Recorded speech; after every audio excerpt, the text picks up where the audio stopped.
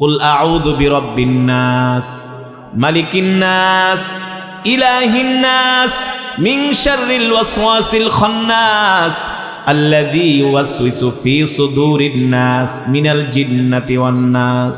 কয় আয়াত? কয় আয়াত? সূরা কাউসার 3 আয়াত, সূরাতুন নাস 6 আয়াত। আর তাওরাত শরীফের যেটা একেবারে কনিষ্ঠ সূরা, ছোট সূরা, সেই সূরার আয়াত সংখ্যা হলো 1000। আর ওই তাওরাতের মধ্যে 1000 সূরা আছে। কয় হাজার? তাওরাত এত বড় কিতাব হওয়া সত্ত্বেও কিন্তু কোরআনের চাইতে তাওরাতের মর্যাদা বেশি না? কোরআনের মর্যাদা সবচেয়ে বেশি, ঠিক কিনা বলেন? আমার নবী, আপনার নবী, বিশ্ব নবী রাহমাতুল লিল আলামিনের এত মর্যাদা হওয়ার কারণ হলো আল্লাহ তাআলা বিশ্ব নবীর উপরে কোরআন নাজিল করেছেন, ঠিক কিনা বলেন? নবীদের মধ্যে তার সবচেয়ে বেশি মর্যাদার কারণ হলো আল্লাহ তাআলা বিশ্ব নবীর উপরে কোরআন নাজিল করেছেন। আর সব পয়গম্বরদের উম্মতদের মধ্য থেকে আমাদের সবচেয়ে বেশি মর্যাদা হওয়ার কারণ আমরাই সবার আগে জান্নাতে যাব। জোরে বলেন সুবহানাল্লাহ। আমাদের এত মর্যাদা হওয়ার কারণ হলো আল্লাহ তাআলা আমাদের নবীর উপরে নাজিল করেছেন কোরআন, আর সেই কোরআন আমরা পাওয়ার কারণে আমাদের মর্যাদাও বেড়ে গেছে। এই কোরআন এমন এক কিতাব, এই কোরআনকে যদি কেউ ভালোবাসে, কোরআন বলে আল কুরআন হুজ্জাতুল লাকা ওয়া আলাইকা। এ মানুষ, দুনিয়ার জমিনে যদি তুমি কোরআনকে ভালোবাসো, আমি কোরআন আল্লাহর আদালতে তোমার জন্য সুপারিশ করব যাতে আল্লাহ তাআলা তোমাকে জান্নাত দিয়ে দেয়। সুবহানাল্লাহ বলেন।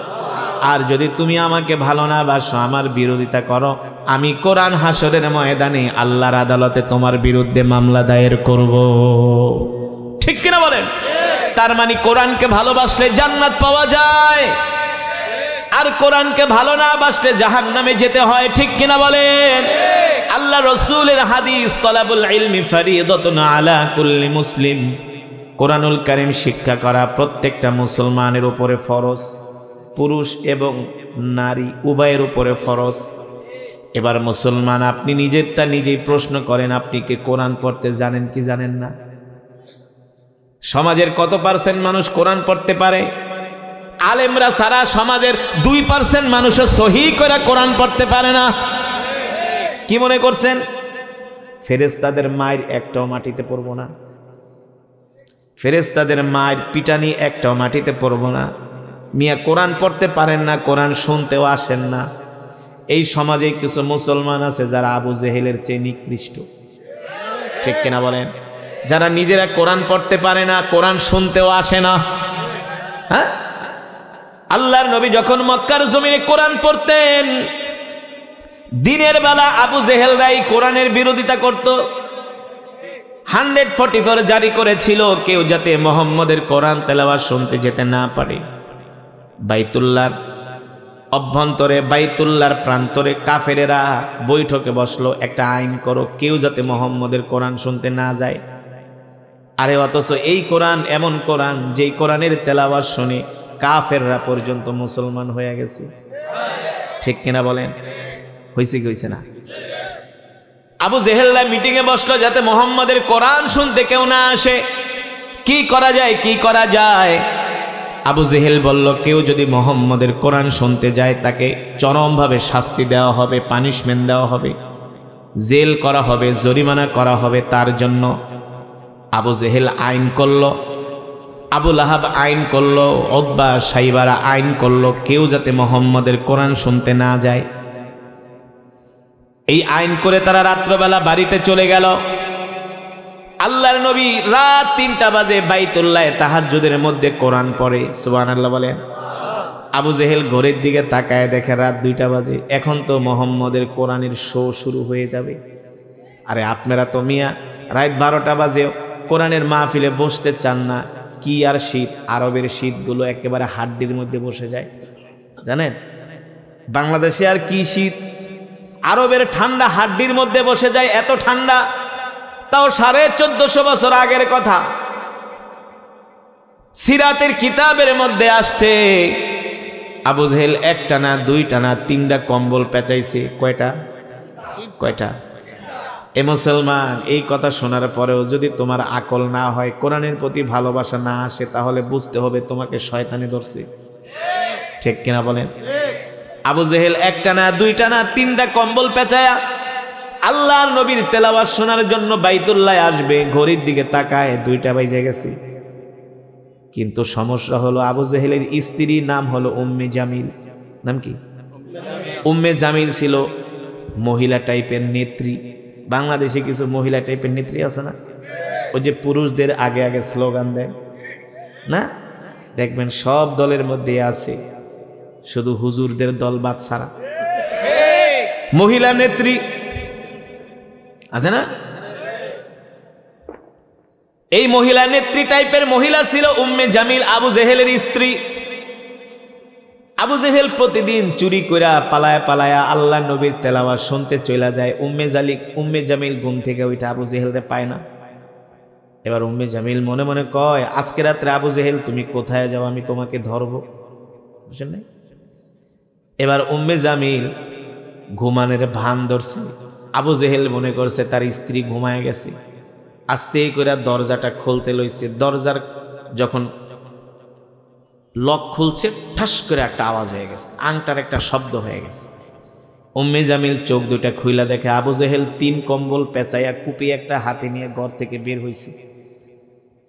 উম্মে জামিল ডাক দেয়, আবু জেহেল কোথায় যাও? এত রাত্রবেলা, রাত 2টা বাজে, এত রাত্রে তো কুত্তাও ঘর থেকে বের হয় না ঠান্ডার মধ্যে। এত রাত্রে তুমি বের হচ্ছ কারণ কি? এ আবু জেহেল তুমি কোথায় যাও? আবু জেহেল তার স্ত্রীকে বলে, চুপ কর বেটি, জ্বালাজালি করিস না, ভালো কাজে যাইতেছি। আসলেই তো ভালো কাজে যায় না? আল্লাহ নবীর জবানে কোরআন শুনতে যাইতেছে, এর চাইতে আর ভালো কাজ হইতে পারে নাকি? বলে, বেটি চুপ থাক। উসকুত ইয়া জাওজি, ইয়া জাওজিল গালি, প্রিয়তমা স্ত্রী ডিস্টার্ব করো না। ইফতাহিল বাব, দরজা খুলে দাও, আমাকে যেতে দাও। আবু জেহেলের স্ত্রী কম্বল টাইনা ধরছে, কেন না তোমার চরিত্র ভালো না, রাইতের বেলা কই যাও? কে সি সি সি, এভাবে বলে না, আমি ভালো কাজে যাচ্ছি। উম্মে জামিল বলে, ভালো কাজ কোন কাজে যাও আমাকে বলতে হবে, যদি না বলো আজকে তোমাকে ঘর থেকে বের হতে দিব না। আবু জেহেল তো পড়ছে বিপদে। এইদিকে তো আল্লাহর নবী কোরআনুল কারীমের তেলাওয়াতের শো শেষ হয়ে যাবে, তাহাজ্জুদের সময় আর কতক্ষণই থাকে, বুঝুন নাই? আবু জেহেল পাগল পাড়া হয়ে গেছে, কিভাবে ঘর থেকে বের হওয়া যায়। আবু জেহেলের স্ত্রী ছাড়ে না। এক পর্যায়ে আবু জেহেল বলে, তুমি আমাকে যেতে দাও। উম্মে জামিল বলে, আমি যেতে দিব না। আবু জেহেল বলে, আমি কোথায় যাই তোমাকে বলতে পারি, তুমি আর আমি ছাড়া এই কথা মক্কার কোনো মানুষকে বলবা না। যদি বলো প্রিয়তমা স্ত্রী, আগামীকাল সকালে মক্কার মানুষের মায়ের একটাও মাটিতে পড়বো না। তাইলে কিন্তু তোমার আবু জেহেলের নেতাগিরি থাকবে না, নেতৃত্ব থাকবে না। উম্মে জামিল বলে, ঠিক আছে কোথায় যাও বলো আমাকে। আবু জেহেল বলে, শোনো, আমরা আজকে বাইতুল্লাহর প্রাঙ্গণে বৈশা মিটিং করেছি, যাতে মোহাম্মদের কোরআন তেলাওয়াত কেউ শুনতে যেতে না পারে। যেহেতু আজকে প্রথম রাত, এই রাত্রবেলা কেউ যাবে না, এই সুযোগটা আমি হাতছাড়া করতে চাই না। এই সুযোগে আমি একা একা বৈশা বৈশা বাইতুল্লাহ যায় মোহাম্মদের তেলাওয়াত শুনব। জোরে বলেন সুবহানাল্লাহ। এই কোরআন হলো আল্লাহর জবানের কালাম, যেই কোরআনের তেলাওয়াত শুনলে পাথরের মতো হৃদয়টা মোমের মতো গলে যায়। ঠিক কিনা বলেন? এই যে কাতারে বিশ্বকাপ ফুটবল খেলা হলো, এই বিশ্বকাপ উদ্বোধনীতে সূরাতুর রহমানের তেলাওয়াত হয়েছিল। সেই তেলাওয়াত শুনে ফিফার ওয়েবসাইট, কাতারের ওয়েবসাইট, তারা লিখেছে ওই তেলাওয়াত শোনার পরে 800-র মতো অমুসলিম কালেমা পড়ে মুসলমান হয়েছে। মুসলমানদের সংস্কৃতি দেখে, ঐতিহ্য দেখে মুসলমানের কোরআন দেখে, মুসলমানের সৌন্দর্য দেখে তারা কালেমা পড়ে মুসলমান হয়েছে। এটা 1450 বছর আগের কথা না, এখনো অনেক কাফেররা কালেমা পড়ে মুসলমান হচ্ছে। ঠিক কিনা বলেন? ঠিক না? ও মুসলমান, এই কোরআনের তেলাওয়াত শুনলে কত কাট্টা কাফেররা পর্যন্ত আল্লাহ রসুলের কাছে মাথা নত করেছে। খাত্তাবের ছেলে ওমর, যে ওমর ছিলেন কাট্টা কাফের, যিনি আল্লাহ রসুলের কল্লা কাটার জন্য আসছিলেন, কথা না না, আল্লাহ নবীর কল্লা কাটার জন্য আসছিলেন ওমর। এই কোরআনের তেলাওয়াত শুনে হযরত ওমর কালেমা পড়ে মুসলমান হয়েছে। আল্লাহু আকবার, জোরে বলেন আল্লাহু আকবার। 2017 সনের ঘটনা, আমি মালয়েশিয়াতে গিয়েছিলাম। মালয়েশিয়ার স্বাধীনতা দিবস, যাকে বলা হয় মারদেকা, নাম কি? আমাদের দেশে বলা হয় স্বাধীনতা দিবস, ইন্ডিপেন্ডেন্ট ডে, আর মালয়েশিয়ার স্বাধীনতা দিবসের নাম হলো মারদেকা। ওরা ওদের স্বাধীনতা দিবসে প্রতি বছর পৃথিবীর বিভিন্ন দেশ থেকে কারি সাহেব এনে কোরআন তেলাওয়াতের মাহফিল করে। মালয়েশিয়ার বড় বড় দৃষ্টিনন্দন মসজিদগুলোতে কোরআন তেলাওয়াতের মাহফিল করে। তা আমি 2 বছর গিয়েছি। কুয়ালালামপুরের একটা মসজিদ, নাম হলো মসজিদে জামেক। নাম কি? মসজিদে জামেক। যারা মালয়েশিয়া ঘুরতে যায় ওই মসজিদে এক ওয়াক্ত নামাজ পড়বে। মসজিদে জামেক এত সুন্দর মসজিদ, আপনার ঢুকলে আর বের হতে মন চাইবে না, এত দৃষ্টিনন্দন। তো এই মসজিদে জামেকে আমার প্রোগ্রাম। আসরের নামাজের পরে আমার নাম ঘোষণা করা হলো। আমি কোরআনুল কারীম থেকে তেলাওয়াত করতেছি, দেখি অসংখ্য চাইনিজ, আমেরিকান, ইউরোপিয়ান, পাশ্চাত্যের অনেক খ্রিস্টান ছেলেমেয়েরা তারা মসজিদের, আপনারা যেমন দাঁড়ায় আছেন, তারা মসজিদের আঙ্গিনার পাশে দাঁড়ায় আছে।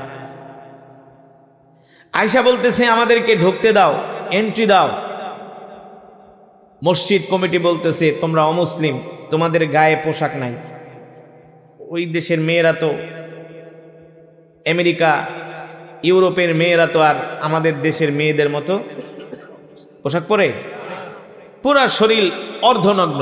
বলে এই অবস্থায় তো মসজিদে ঢোকা যাবে না। তো ওই সব দেশের মসজিদে আলাদা ইউনিফর্ম থাকে বোরকার মতো, ওই ইউনিফর্মগুলো পরে পরে ওরা ঢোকে, ভিজিট করে, ঘুরে, মুসলমানের ইতিহাস ঐতিহ্য দেখে। পরে বলতেছে আমাদেরকে ঢুকতে দাও। বলে ইউনিফর্ম শেষ। দেখতেছি অনেক মহিলারা ব্যাগ থেকে ওদের বস্ত্রগুলো বের করে বুক ঢাকতেছে, মাথা ঢাকতেছে, ঢেকে ওরা ঢুকতেছে। ঢুইকা মসজিদের আঙ্গিনায় দাঁড়ায়, মসজিদের বারান্দায় বসে বসে তেলাওয়াত শুনতেছে। অসংখ্য, অগণিত। তো আমার যখন প্রোগ্রাম শেষ হলো, আমি দেখি অনেক অমুসলিম। আমি জিজ্ঞেস করলাম ওদেরকে কি ইনভাইট করা হয়েছে? বলে না, ওরা তেলাওয়াত শুনে কোরআনের সুরের মূর্ছনায় আবেগ আপ্লুত হয়ে ওরা মসজিদে প্রবেশ করেছে। এই কোরআন এমন এক কিতাব, যত বড় কাট্টা কাফের সামনে পড়েন দেখবেন ওদের মাথা নত হয়ে যাবে কোরআনের কাছে। ঠিক কিনা বলেন?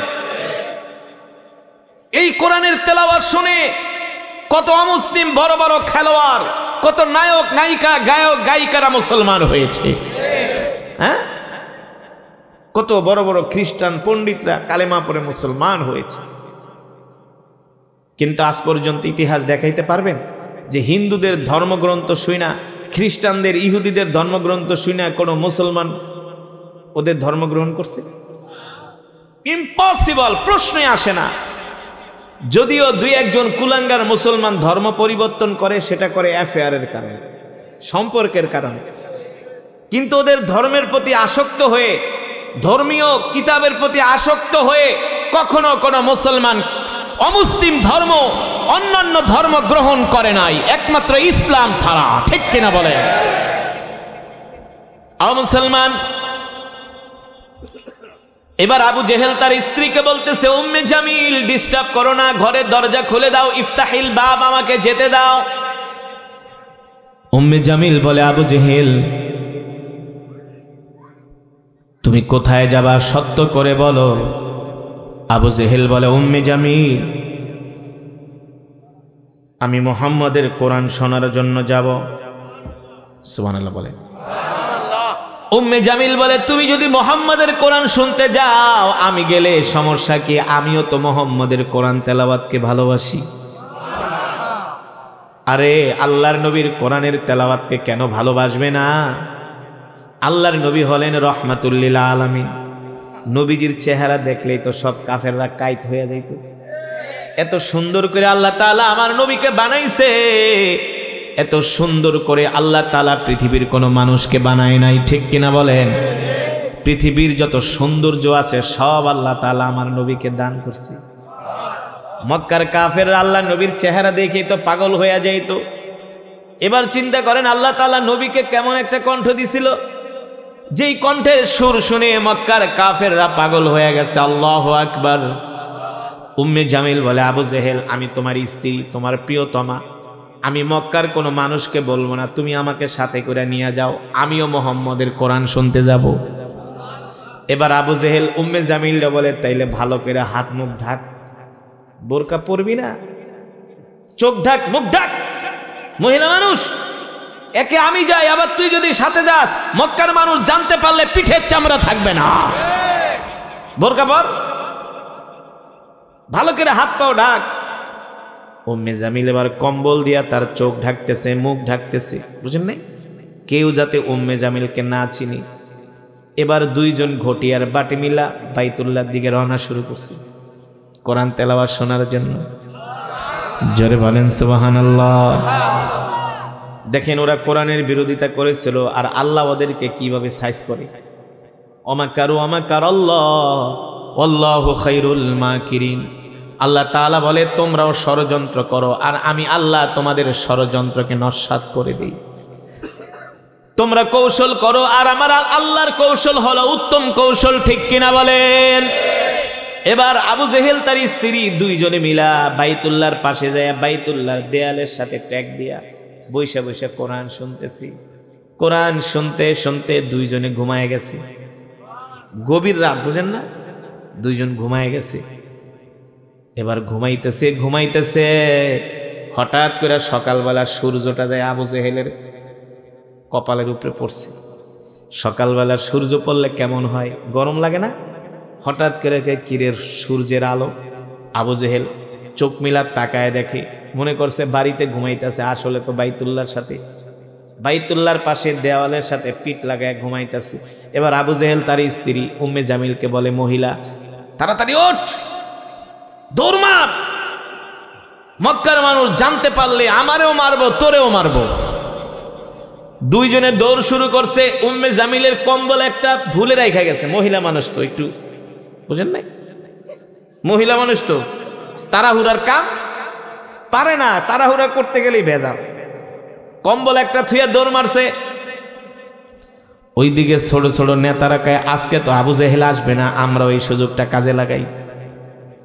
উতবা, সাইবা, আবু লাহাব সবাই আসছে, এক একজন এক এক কোনায় বসছে। এবার যখন দৌড় শুরু করছে, এক একজন এক এক রাস্তা দিয়া আল্লাহর কৌশল চৌরাস্তায় যায় সবাই সবার মুখোমুখি হয়ে গেছে। আবু লাহাব কয়, আবু জেহেল কই গেছিলা? আবু জেহেল কয়, তুমি কই গেছিলা? আবার দিয়ে সাথে মেম সাহেব লিয়ে আইছো। এবার ভাব খারাপ দেখে আবু লাহাবকে আবু জেহেল সোজা বাড়িতে যাও গা, তুমি যেখানে গেছো আমি ওইখানে গেছি। সামনে যায় দেখে উতবার সাইবা দুইটা। কিরে তোরা কই গেছিলি? কয়, ওস্তাদ আপনি আইন করে, আপনি রক্ষক হইয়া, আপনি রক্ষক হইয়া আপনি বক্ষকের কাতারে অবতীর্ণ হয়েছেন। আপনি নিজে আইন করছেন যাতে কেউ মুহাম্মদের কোরআন শুনতে না যায়, আপনি নিজেই তো কোরআন শুনতে গেলেন। আবু জেহেল আর আবু লাহাব এক হইয়া কয়, না এই কাজ আমরা করি নাই, আমরা গেছিলাম পাহারা দিতে। উতবা সাইবা কয়, প্রমাণ কিন্তু আছে। কয়, কিসের প্রমাণ? কয়, আপনার স্ত্রী উম্মে জামিল কম্বল ফালায় আসছে, এই কম্বল আমাদের কাছে আছে। ওই যে কম্বল একটা ফালাইছে বলে আবু জেহেল কেন তাইলে আপনার স্ত্রীর কম্বল গায়ে যেটা ওইটার সাথে সিল মিলাই। মক্কার কোষাগার থেকে কম্বল পাইছিলেন মনে আছে নাকি? সিল লাগানো কম্বল। এবার আবু জেহেল বুদ্ধিমান চালাক মানুষ। আবু জেহেল তো ওর আসল নাম হলো আবাল হেকাম, হেকমতের জ্ঞানের বাবা। চালাক মানুষ তো কয় না এখানে বেশি পেঁচাল পারলে পরে আশেপাশের মানুষজন শুনলে, বোঝেন নাই, একটা বড় ধরনের কেচাল হয়ে যাবে, আস্তে করে ইজ্জত লেয়া ভাই। আবু জেহেল তার স্ত্রী উম্মে জামাইল আজকে তোর বাইকটা নিয়ে সাইজ করো, তুই তো কম্বল ফালাইছিস দেখে আজকে এই ঘটনা ঘটছে, নাহলে তো বাইচা গেছিলাম চাপা চোপা মাইরা, কিন্তু বাঁচতে পারে নাই। আবু জেহেল বুদ্ধিমান মানুষ, বাড়িতে যায় চিন্তা করে জিনিসটা ছোট থাকতেই দামা চাপা দেওয়া দরকার, বড় হইলে তো আরো সমস্যা হয়ে যাবে। মক্কার মানুষ জানবো আবু জেহেলে আইন করে আবু জেহেল আইন ভঙ্গ করছে। আবু জেহেলকে আমরা নেতা মানি না, ঠিক কিনা বলেন? এবার আবু জেহেল কি করছে? ও মুসলমান, সিরাতের কিতাবের মধ্যে আসছে, একেবারে সত্য ঘটনা, বিশ্বাস না করলে কিন্তু সমস্যা।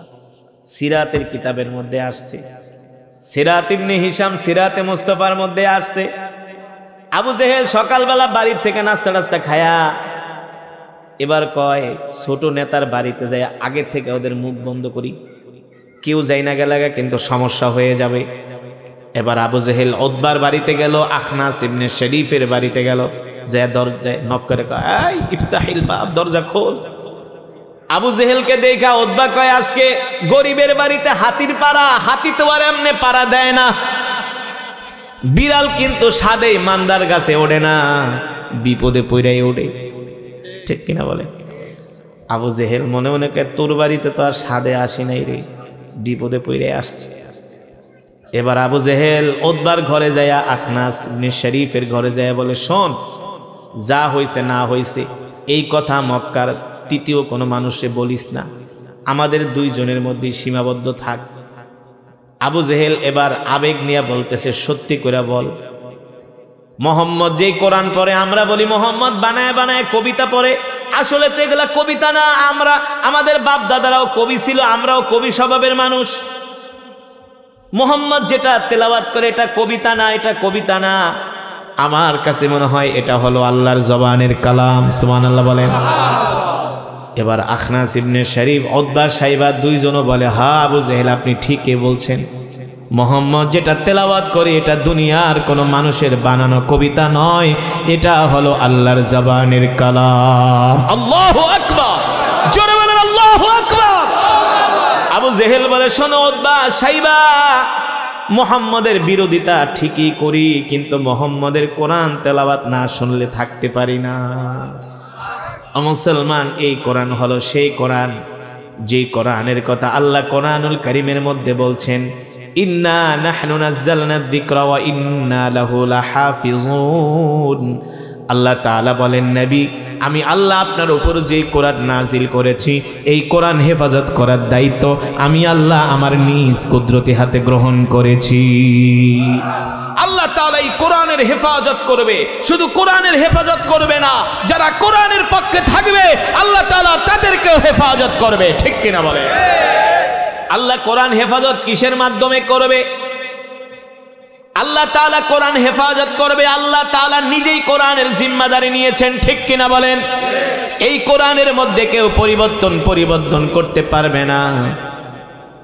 দেখেন এই কোরআন এমন একটা কিতাব, একটা মানুষ দুইটা ইংলিশ কবিতা মুখস্থ রাখতে পারে না, বাংলা কবিতা মুখস্থ রাখতে পারে না, কিন্তু আজকের মাহফিল থেকে দুইটা হাফেজে কোরআন পাগড়ি নিছে। ওরা এই কোরআন কিভাবে মুখস্থ করলো? আমিও তো এই কোরআন মুখস্থ করেছি মাত্র 13 মাসে। কত মাসে? 13 মাসে এই কোরআন মুখস্থ করছি, অনলি 13 মাস। যেই দিন লাস্ট সবক দেই 7 পারা, আমার আজও পর্যন্ত মনে আছে, 7 পারার দিন আমি 13 পৃষ্ঠা সবক দিছি। এই কোরআন কিভাবে মুখস্থ করা সম্ভব? আল্লাহ নিজে বলছেন, ওয়ালাকাদ ইয়াসসারনাল কুরআনা লিযিকরি ফাহাল মিন মুদ্দাকির। আমি আল্লাহ কোরআনকে মানুষের জন্য সহজ করেছি, নাইলে এই কোরআন কখনো মুখস্থ করা সম্ভব হতো না, ঠিক কিনা বলেন? আজকে যে হাফেজে কোরআন পাগড়ি নিল, তাদের কত মর্যাদা, কত মর্যাদা তাদের, তাদের মা বাবার কত মর্যাদা জানেন? আল্লাহ তাআলা হাসরের ময়দানে বলবেন, ইকরা ওয়ারাত্তিল কামা কুনতা তুরাত্তিলু ফিদ দুনিয়া। এই হাফেজে কোরআন, দুনিয়াতে যেভাবে কোরআন পড়তা এখনো সেভাবে কোরআন পড়ো। হাফেজে কোরআন এক আয়াত পড়বে জান্নাতের এক তলায় উঠবে, আর এক আয়াত পড়বে আর এক তলায় উঠবে। হাফেজে কোরআনদের একেবারে সর্বোচ্চ তালা হবে যেখানে কোরআনের আয়াত শেষ, সেখানে হবে তাদের বাসস্থান। মান ক্বারাআল কুরআন ফাস্তাযহারাহু ফাআহাল্লা হালালাহু ওয়া হাররামা হারামাহু আদখালাহু আল্লাহুল জান্নাহ ওয়া শাফাআহু ফি কুল্লি আশারাতিন মিন আহলি বাইতিহি কুল্লুহুম ক্বাদ ওয়াজাবাত লাহুন নার। আল্লাহু আকবার। যারা এই কোরআন শিখবে, কোরআন অনুযায়ী আমল করবে, সুবহানাল্লাহ বলেন। যে কোরআন শিখবে, কোরআন অনুযায়ী আমল করবে, হালালকে হালাল মনে করবে, হারামকে হারাম মনে করবে, এই কোরআন অনুযায়ী তার জীবনটাকে সাজাবে, আল্লাহর কোরআন হাসরের ময়দানে তাদের জন্য সুপারিশ করবে, তাদের জন্য জান্নাত ওয়াজিব হয়ে যাবে। আল্লাহু আকবার বলেন। এই কারণে মুসলমান, আসুন আমরা নিজেরাও কোরআন শিখি, আমাদের সন্তানদেরকে কোরআন শিখাই।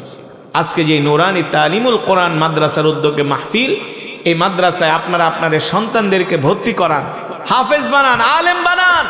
এখন প্রয়োজন, বাংলাদেশের অনেক ভালো ভালো এডুকেটেড ফ্যামিলিরা তারা তাদের সন্তানদেরকে এখন মাদ্রাসায় পড়াচ্ছে, আলেম বানাচ্ছে, হাফেজ বানাচ্ছে। কারণ স্কুল কলেজের 6-7 ছেলেরা এখন ওপেন সিগারেট খায়, ঠিক কিনা বলেন? এলাকা এলাকায় কিশোর গ্যাং তৈরি হয়েছে, এক একজনের বয়স মাত্র 15-16, 6-7 পরে তারা কিশোর গ্যাং হয়ে গেছে। তাদের পকেটে গাজার পোটলা পাওয়া যায়, সিগারেটের প্যাকেট পাওয়া যায়। মিথ্যা বলছি? মিথ্যা বলছি? আমি আমার এলাকার একটা স্কুলে প্রতিদিন হাঁটি, দুপুরবেলা একদিন গেছি হাঁটতে, দেখি 6-7 পোলা 4-5টা মিলা, স্কুল বন্ধ, মাঠের এক কোণে বসে বিড়ি টানতেছে। কোথায় আছে সমাজ, কোথায় গেছে? কিন্তু কোন মাদ্রাসার ছাত্ররে বিড়ি টানতে দেখছেন? গাঁজা খাইতে দেখছেন? দেখবেন না। আপনাদের সাথে কোনো বেয়াদবিও করবেন, আপনাদের দেখলে সালাম দিবে, ঠিক কিনা বলেন? আপনাদেরকে সম্মান করবে। এই কারণে আমাদের সন্তানদেরকে সুসন্তান বানানোর জন্য মাদ্রাসার শিক্ষার কোনো বিকল্প নয়। আমরা আমাদের সন্তানদেরকে মাদ্রাসায় ভর্তি করাবো, আলেম বানাবো, নিজেরাও কোরআন শিখবো, কোরআন অনুযায়ী আমাদের জিন্দিগিটাকে গড়ে তুলব। আল্লাহ তাআলা আমাদের সকলকে তৌফিক দান করুন। এই মাহফিল, এই মাজমাকে আল্লাহ তাআলা কিয়ামত পর্যন্ত কবুল করুন, বলি আমিন। দুরূদ শরীফ পড়ি। আল্লাহুম্মা সাল্লি আলা মুহাম্মাদ ওয়া আলা আলি মুহাম্মাদ কামা সাল্লাইতা আলা ইব্রাহিম ওয়া আলা আলি ইব্রাহিম ইন্নাকা হামিদুম মাজিদ। দোয়া করি, আল্লাহুম্মা আমিন। আলহামদুলিল্লাহি রাব্বিল আলামিন والصلاة والسلام على سيد الأنبياء والمرسلين وعلى آله وصحبه أجمعين. ربنا ظلمنا أنفسنا وإن لم تغفر لنا وترحمنا لنكونن من الخاسرين. ربنا آتنا في الدنيا حسنة وفي الآخرة حسنة وقنا عذاب النار.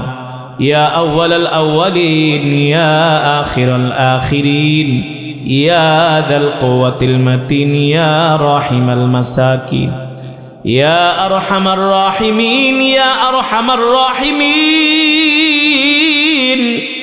يا علي يا عظيم يا حليم يا كريم. মাবুদ মাওলা গো, মেহেরবানি করে আজকের এই মাহফিলকে কবুল করে নেন। এই মাহফিলের সওয়াব কোটি কোটি গুণ বাড়ায়া প্যারা নবীর রওজায়ে আতহারে পৌঁছে দেন। প্যারা নবীজির পরিবার পরিজন আহলে বাইতদের আর রাহ পাকের হাদিয়া পৌঁছে দেন।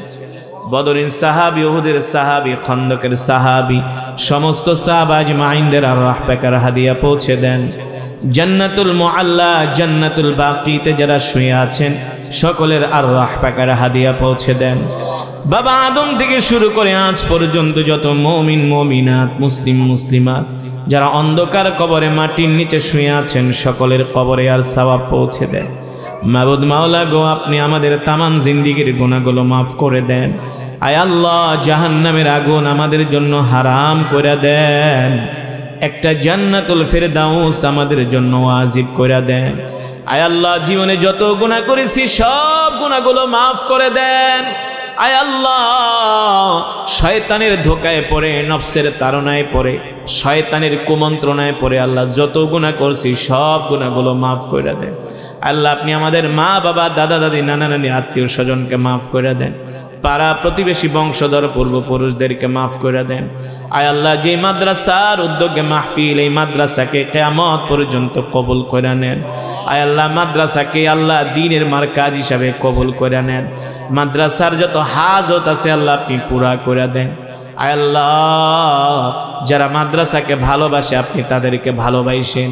আয় আল্লাহ, যারা মাদ্রাসায় দান করছে, সহযোগিতার হাত বাড়াইছে, তাদের দানগুলোকে কবুল করে নেন। মাদ্রাসার ছাত্র, শিক্ষক, হিতাকাঙ্ক্ষীদেরকে আল্লাহ কবুল করে নেন। আল্লাহ, আমরা নিজেরাও যেন কোরআন শিখতে পারি, কোরআন অনুযায়ী আমল করতে পারি, আল্লাহ তৌফিক দিয়ে দেন। অনেক মা বোনেরা হাত উঠাইছে, আল্লাহ মা বোনদেরকে মাফ করে দেন। সারা পৃথিবীর মুসলমানদের উপর রহম করেন, ফিলিস্তিনি মুসলমানদের উপর রহম করেন। আয় আল্লাহ, গাজ্জার মুসলমানদের উপর রহম করেন। আল্লাহ, আপনি আমাদের দেশের উপর রহমত নাজিল করে দেন। আয় আল্লাহ, যে যে উদ্দেশ্যে হাত উঠাইছে সকলের মনের নেক আশাগুলো পূর্ণ করে দেন। আয় আল্লাহ, আমরা যারা অসুস্থ আমাদেরকে সুস্থতা দান করে দেন। আয় আল্লাহ, পরিপূর্ণ শেফায়ে আজেলা কামেলা দায়মা নসিব করে দেন। সুস্থতার নিয়ামত আমাদেরকে দান করেন। আল্লাহুম্মা ইন্নী আসআলুকাল আফিয়া, আল্লাহুম্মা ইন্নী আসআলুকাল আফিয়া, আল্লাহুম্মা আফিনি ফি বাদানি, আল্লাহুম্মা আফিনি ফি সামঈ, আল্লাহুম্মা আফিনি ফি বসরি, লা ইলাহা ইল্লা আনত, হাসবুনাল্লাহু ওয়া নি'মাল ওয়াকিল, নি'মাল মাওলা ওয়া নি'মান নাসীর। رب أني مسني الضر وأنت أرحم الراحمين، رب أني مغلوب فانتصر، إنا لله وإنا إليه راجعون، اللهم أجرني في مصيبتي واخلف لي خيرا منها، اللهم إني أسألك بأني أشهد أنك أنت الله لا إله إلا أنت الأحد الصمد الذي لم يلد ولم يولد ولم يكن له كفوا أحد، رب إني لما أنزلت إلي من خير فقير، حسبي الله لا إله إلا هو عليه توكلت وهو رب العرش العظيم। মাবুদ মাওলা গো, এতক্ষণ পর্যন্ত যত দোয়া করলাম সব দোয়াকে কবুল করে নেন। মাবুদ মাওলা গো, মৃত্যু তো দিবেন, এই মৃত্যুটা আমাদেরকে জিহাদের ময়দানে দিয়েন, মদিনার মাটিতে মৃত্যু দিয়েন, কোরআনুল কারীম তেলাওয়াত অবস্থায় মৃত্যু দিয়েন, সেজদা অবস্থায় মৃত্যু দিয়েন, শুক্রবারের জুমার দিনে মৃত্যু দিয়েন, রোজা অবস্থায় মৃত্যু দিয়েন। মৃত্যুর সময় কষ্ট দিয়েন না, কষ্ট দিয়েন না, আযাব দিয়েন না। ওই কবরটা জান্নাতের বাগান বানায় দিয়ে, ইমানের সাথে মৃত্যু দিয়ে, আসানের সাথে মৃত্যু দিয়ে, শয়তানের ধোকায় পড়ে অনেক গুনাহ করছি আল্লাহ, শয়তানের কুমন্ত্রণায় পড়ে অনেক নাফরমানি করেছি আল্লাহ। আল্লাহ আমাদেরকে ক্ষমা করে দেন, আল্লাহ আমাদেরকে মাফ করে দেন, আল্লাহ সকল মুসলমানকে মাফ করে দেন, সকল মুমিনাতকে মাফ করে দেন, আল্লাহ মা বোনদেরকে মাফ করে দেন। সুবহান রাব্বিকা রাব্বিল ইজ্জাতি আম্মা ইয়াসিফুন ওয়া সালামুন আলাল মুরসালিন ওয়ালহামদুলিল্লাহি রাব্বিল আলামিন। اللهم صل على محمد وعلى آل محمد।